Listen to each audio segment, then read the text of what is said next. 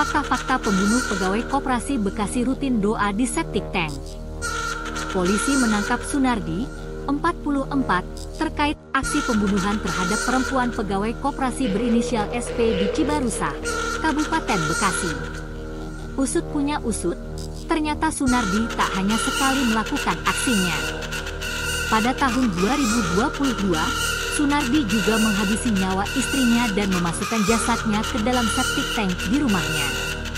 Aksi pembunuhan yang dilakukan Sunardi terungkap setelah keluarga SP mencari keberadaan korban yang kunjung pulang. Singkat cerita, pihak keluarga lantas mendapati korban berada di kediaman Sunardi. Namun, saat ditemukan korban sudah tak bernyawa. Berdasarkan pemeriksaan, terungkap Sunardi nekat menghabisi nyawa SP lantaran ditagih utang sebesar 3 juta rupiah. Kesal karena ditagih utangnya, sedangkan tersangka tidak bisa bayar.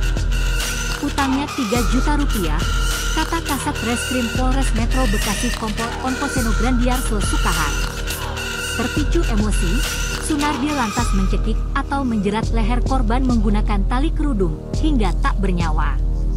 Masih dalam pemeriksaan, Sunardi lantas mengaku juga pernah melakukan aksi pembunuhan terhadap istrinya di tahun 2022. Kita mendalami keterangan tersangka S ini, ternyata di tahun 2022 juga melakukan pembunuhan terhadap saudari AM.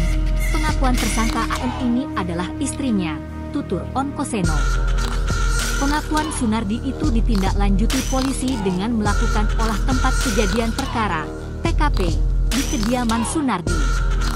Hasilnya, polisi menemukan kerangka sang istri di dalam septic tank di halaman rumah tersangka.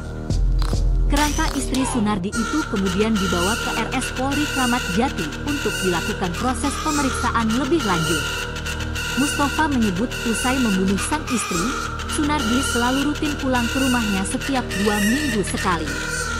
Mustafa mengungkapkan setiap kepulangannya itu, Sunardi selaku berdoa di atas septic tank yang berisi jasad istrinya.